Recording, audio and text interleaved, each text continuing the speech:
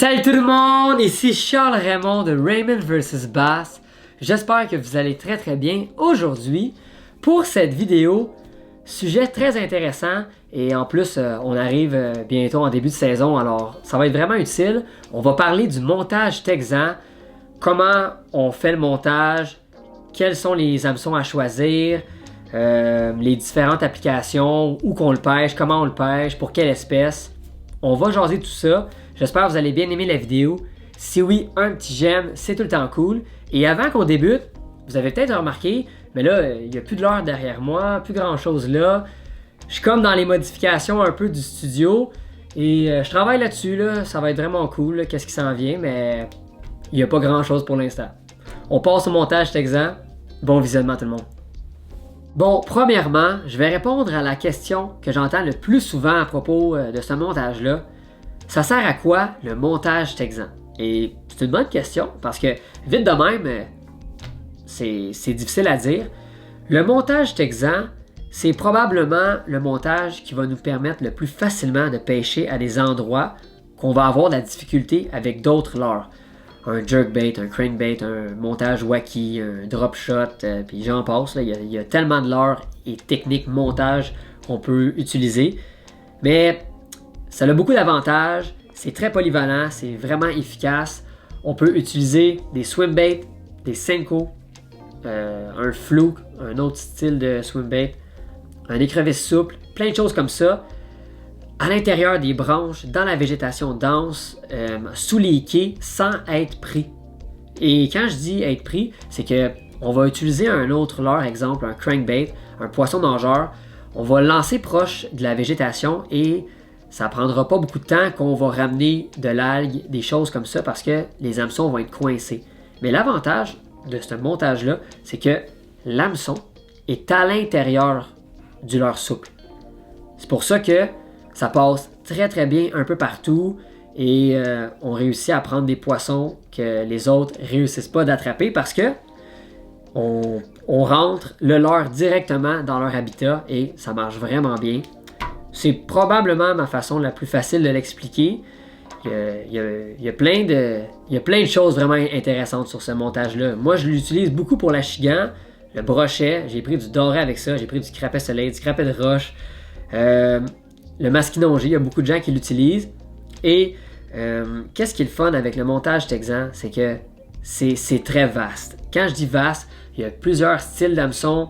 Il y a des hameçons normales, comme on va... Ça, c'est l'hameçon standard pour le montage texan. C'est un hameçon spécial, on va le dire comme ça, parce que quand on le regarde vite, on dit, ouais, ça va être ben trop gros pour nos leurres souples, mais le fait que l'hameçon rentre de cette manière, on prend le Senko, l'hameçon va passer comme ça dedans. Alors, l'hameçon n'est pas vraiment gros, au contraire, ça va fitter parfaitement à l'intérieur. Et il y a des hameçons comme ça, standard. Après, on va avoir des hameçons avec un plomb, plombé, sur l'hameçon. Et il y en a même qui viennent avec des petits tire-bouchons, comme j'appelle un spring lock. C'est fait pour insérer dans le leurre souple pour avoir une meilleure stabilité. Et il y a plein de tailles aussi, c'est pour ça que là, j'ai amené d'autres tailles. Des hameçons texans, il y en a des petits comme ça, puis il y en a des gros comme ça. Après, c'est vraiment au choix du leurre, parce qu'il faut bien l'agencer avec notre leurre souple, bien évidemment. On peut venir ajouter un petit poids. Moi, j'aime bien le tungsten parce que c'est plus compact, plus dense sur la présentation. On peut utiliser des tout petits tungsten. Pas obligé que ça soit vraiment très gros, là. 1/8 d'once, 1/4 d'once. On va venir l'insérer comme ça au bout de l'hameçon avec le leurre souple. Ça va beaucoup mieux se faufiler dans la végétation si on veut transpercer. Et c'est ça. Donc, beaucoup de choses à dire sur le montage texan. On va directement passer au montage, comment on le fait. Je vais amener la caméra de plus près. Vous allez voir. Rien de trop complexe. Un peu de pratique, tout ça. Puis vous allez voir, ça marche très bien. Pour la démonstration du montage texan, j'ai choisi le Senko, parce que le Senko, visuellement, quand on le fait, c'est simple à comprendre. Et aussi, le Senko, c'est un leurre très populaire à pêcher avec le montage texan. Mais je pourrais bien prendre aussi Le swim bait ou les crevisses souples, c'est la même chose. C'est le même montage. On va commencer, on va prendre la pointe de l'hameçon et on va venir piquer juste un petit peu à l'intérieur du Senko. Rien de compliqué rendu là. Première étape, c'est fait. Par la suite, qu'est-ce qu'on fait? On vient pousser le Senko jusqu'à la petite cavité dans l'hameçon. Rendu là, encore rien de trop compliqué. Ici, on a une étape qu'il faut porter attention pour avoir une belle présentation avec notre leurre.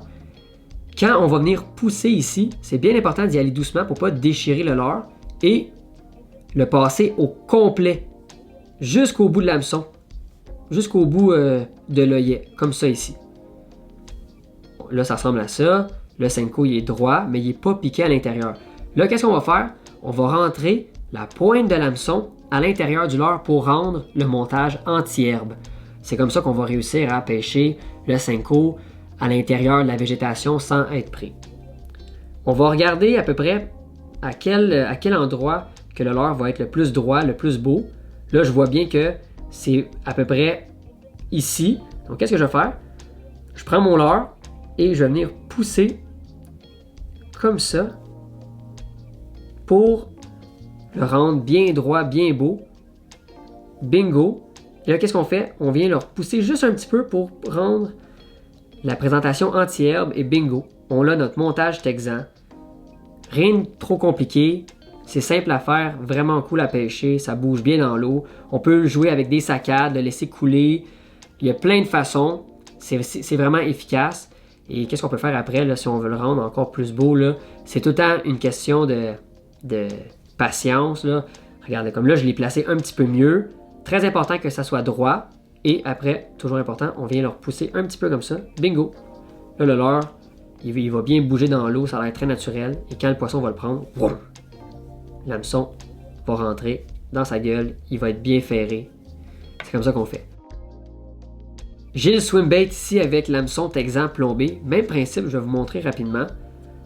On va prendre l'hameçon, on va le piquer un petit peu.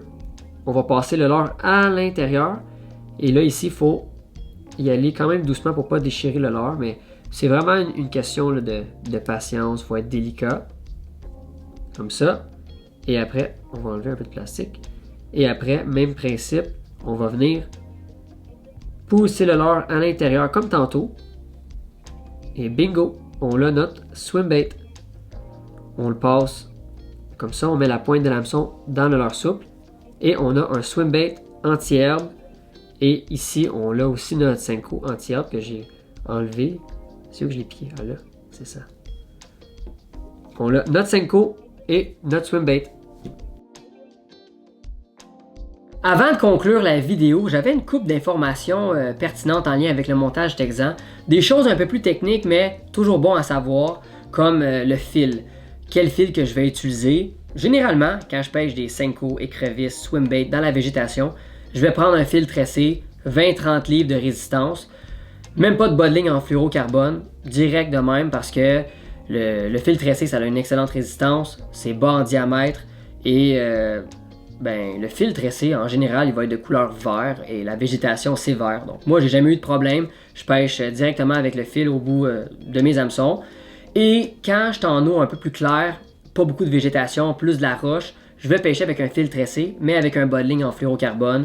Un fil tressé 15-20 livres, puis un bas de ligne en fluorocarbone 10-12 livres. Quelque chose comme ça. C'est pas mal ça pour le fil. Maintenant, pour les hameçons. VMC, Gamakatsu, 74 Element Tungsten pour les tungsten. Ça, c'est pas mal les compagnies que je vais utiliser. Ça fait longtemps que je prends tout ça. Ça marche bien. VMC, beaucoup de sortes d'hameçons texans. Pareillement pour Gamakatsu. On a beaucoup de variétés là-dedans. Et pour les tailles d'hameçons, ça c'est très important. 3-0, 4-0, 5-0, c'est les tailles que j'aime bien utiliser. C'est qu'est-ce qui fonctionne bien en général avec tous les leurres souples. Mais ça c'est à force de pêcher avec le montage texan, on ajoute des tailles différentes. On voit un peu qu'est-ce qu'on aime. Et après on regarde le fit, puis on regarde qu'est-ce qui fonctionne le mieux pour nous. C'était pas mal ça pour les dernières informations. Si vous avez d'autres questions, dans les commentaires plus bas, ça va me faire plaisir de vous répondre. Et on se revoit très bientôt sur un autre épisode de Raymond vs Bass. À la prochaine tout le monde!